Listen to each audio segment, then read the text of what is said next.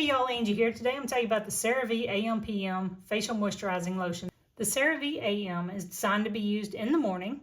It provides an SPF of 30. It's a broad spectrum SPF. I also like that it's oil-free and it goes on super lightweight. I like the AM because it goes on very quickly. It's not greasy feeling and it absorbs right into my skin very easily.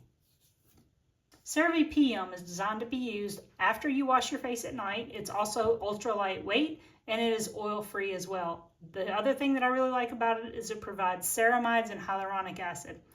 Using this at night allows the lotion to stay on your skin all night long and moisturize while you sleep.